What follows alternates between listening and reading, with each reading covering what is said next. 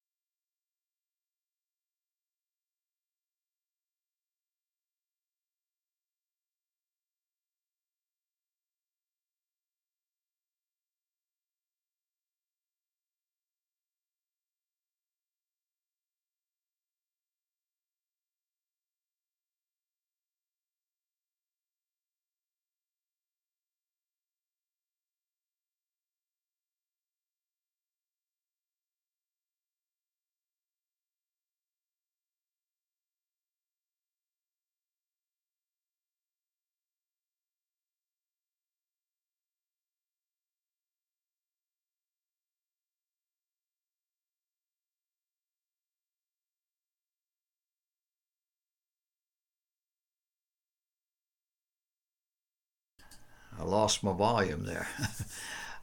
Many today are calling Hurricane Harvey the worst natural disaster in American history, at least in terms of its scope.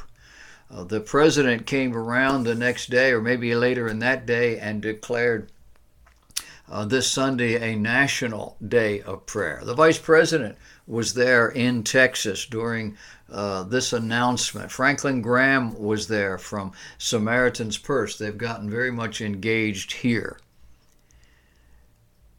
The governor said it was God acting through the lives of so many Texans who came to the rescue of other Texans. I don't know whether you realize it or not, but Satan's people don't do this. In fact, we don't see a whole lot of Muslims out there doing this kind of thing either, not unless they're Americans first. It's usually Christians or Christianized populations that jump up and take care of things and go help people when they're in trouble.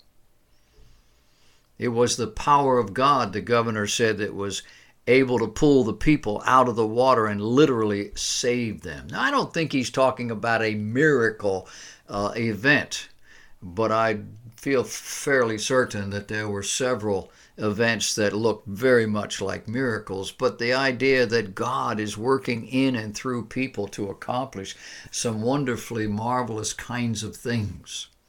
But all of that's a lot of God talk from elected officials, don't you think? Well, I didn't hear a whole lot of strident condemnation, did you? Nor did I hear it when the president declared Sunday a national day of prayer. What's going on? What's going on in our world that this suddenly can shift? Well, there are no atheists in the foxholes. You can say what you want. You can be a strident against God or against anything in the world. And you can do it with conviction. But when you see death in the eyeball, when death visits you or yours, things change.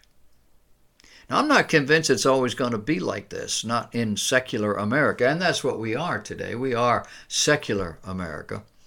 One day the majority of the population is going to have no memory of God, no memory of Christianity, not in the biblical sense.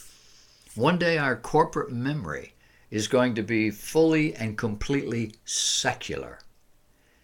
And you have to ask yourself, when that happens, to whom or to what will you pray? For pray we will. Human beings are prayers. There are no atheists in the foxhole. We here on the southeast coast of the United States, I'm in Charleston, are looking at a hurricane that's bearing down on us. They're telling us sometime after the next weekend we can expect that all things working as they think they might, it probably is going to hit the eastern seacoast. If it changes a little bit, it'll slide up the seacoast. It'll run right into Wilmington, North Carolina, unless it's a little bit further. North Carolina sticks out, and Wilmington kind of gets beat up every time it turns around. But we're going to be looking at this. I'm looking for batteries right now and some other things that we need to stock up on, because you never know how this is all going to work.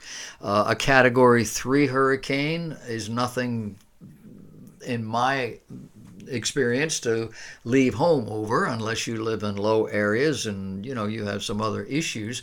My property is 70 feet above sea level. I'm not worried about it. But if it gets much more than that, I think we're all going to be looking for another place to go.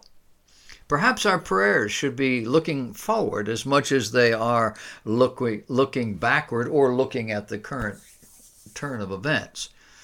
But there is so much more on the horizon. The Bible warns of much greater destruction than any hurricane can visit upon us that is yet to come.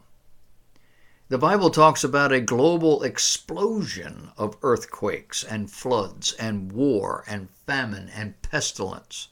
The Bible talks about a meteor plunging into earth, destroying a third of the landmass.